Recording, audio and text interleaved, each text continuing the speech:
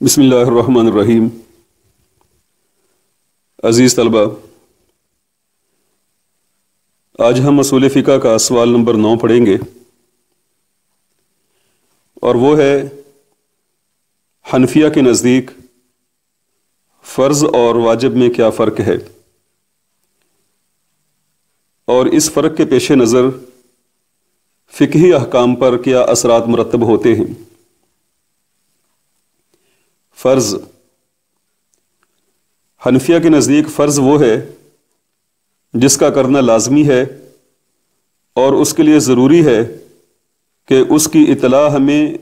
قطعی ذریعہ سے ملے۔ اور قطعی ذریعہ کیا ہے، اس پر پہلے بھی بتا دیا ہے، اور یہاں اس کے بارے میں لکھا بھی ہے، یعنی قرآن کریم کی کوئی آیت، کوئی متواتر حدیث یا اجماع اس کی دلیل ہو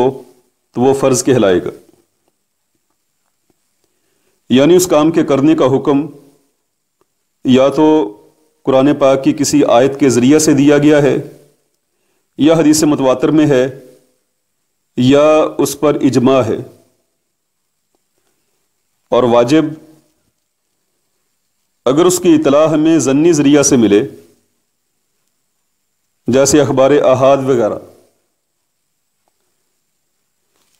یعنی قطعی ذریعہ یہ ہے قرآن حکیم،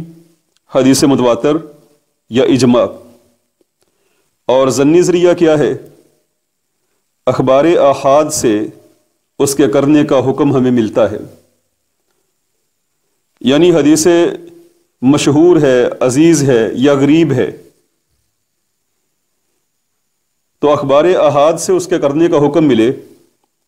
تو حنفیہ کے نزدیک وہ واجب ہے۔ باقی فقہا کے نزدیک فرض اور واجب کے درمیان یہ فرق نہیں ہے، وہ فرض اور واجب کو ایک ہی چیز قرار دیتے ہیں، لیکن حنفیہ کے نزدیک فرض اور ہے اور واجب اور ہے۔ فرض وہ ہے جس کا کرنا لازمی ہے اور اس کی اطلاع قطعی ذریعہ سے ملتی ہے، اور واجب وہ ہے جس کی اطلاع ہمیں ظنی ذریعہ سے ملتی ہے۔ اب یہ جو انہوں نے فرق کیا ہے، اس کے فقہی احکام پر بڑے گہرے اثرات پڑتے ہیں۔ جیسے آئیے کتاب کی طرف، فقہی احکام پر اس تفریق کے اثرات یہ مرتب ہوتے ہیں کہ حنفیہ کے نزدیک فرض کے رہ جانے سے کوئی بھی فعل باطل ہو جاتا ہے، یعنی جس چیز کو فرض قرار دیا گیا ہے اگر اس کو نہ کریں تو ان کے نزدیک وہ کام باطل ہو جاتا ہے، ختم ہو جاتا ہے، اور واجب کے رہ جانے سے باطل قرار نہیں پاتا۔ اور دیگر فقہا کے نزدیک فرض اور واجب ایک ہی چیز کے دو نام ہیں، اس لیے ان کے ہاں کسی فعل سے فرض رہ جائے یا واجب، وہ فعل باطل قرار پائے گا۔ اور حنفیہ کے نزدیک، ان کے نزدیک اگر جو ہے فرض رہ جائے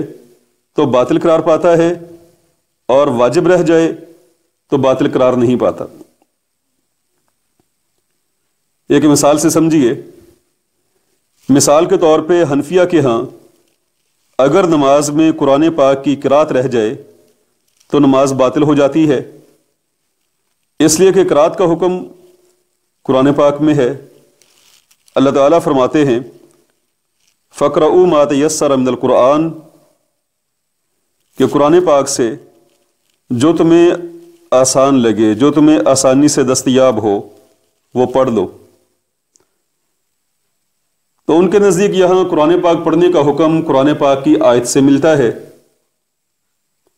لیکن اگر سورہ فاتحہ کی قرات رہ جائے تو ان کے ہاں نماز باطل نہیں ہوگی، اس لیے کہ اس کا حکم ہمیں خبر واحد سے ملتا ہے، جیسے لا صلاۃ لمن لم یقرأ بفاتحۃ الکتاب، یہ صحیح بخاری کی روایت ہے۔ خبر واحد کا مطلب یہ نہیں ہوتا کہ وہ روایت ضعیف ہے سندن، بس خبر احاد جیسا کہ ہم پڑھ رہے ہیں کہ مشہور حدیث وہ ہوتی ہے کہ راویوں کے طبقات میں سے کسی طبقہ میں راوی 3 رہ جاتے ہیں، عزیز وہ ہے جس میں کسی طبقہ میں راوی 2 رہ جاتے ہیں، غریب وہ ہے جس میں کسی طبقہ میں راوی 1 رہ جاتا ہے۔ اگر وہ راوی ہے ہی ثقہ مضبوط، بھلے سے 1 راوی ہی کیوں نہ ہو، روایت صحیح کہلائے گی۔ جیسا کہ صحیح بخاری کی پہلی حدیث انما الاعمال بالنیات، وہ حدیث غریب ہے، روایت کرنے والے ایک ہی راوی، ایک صحابی ہیں، سیدنا عمر بن خطاب رضی اللہ تعالیٰ عنہ۔ اب سیدنا عمر بن خطاب رضی اللہ تعالیٰ عنہ وہ تو عادل و ضابط ہیں، سارے صحابہ کے بارے میں کلہم عدول کہا جاتا ہے، سارے ہی عادل ہیں۔ تو مطلب یہ ہوتا ہے کہ اخبار احاد جس کے راوی تواتر تک نہیں پہنچے، تو یہ صحیح بخاری کی حدیث ہے لا صلاۃ لمن لم یقرأ بفاتحۃ الکتاب، جو سورہ فاتحہ نہ پڑھے اس کی نماز نہیں ہوتی۔ حنفیہ کے نزدیک اب سورہ فاتحہ پڑھنے کا حکم حدیث کے ذریعہ سے ہے، بھلے سے وہ صحیح بخاری کی روایت ہی ہے، اور قرآن حکیم کی قرات کا حکم وہ قرآن پاک کی آیت کے ذریعہ سے ہے۔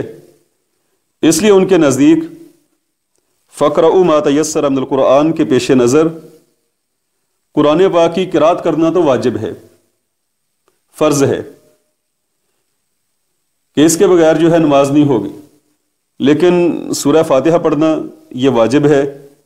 اس سے کہ اس کی اطلاع جو ہے ظنی ذریعہ یعنی خبر احاد سے مل رہی ہے۔